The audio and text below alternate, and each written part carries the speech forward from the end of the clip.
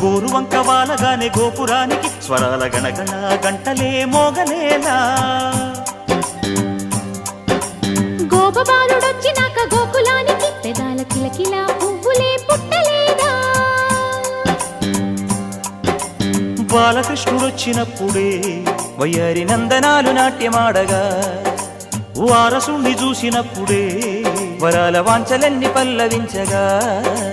నందుడింట చిన్న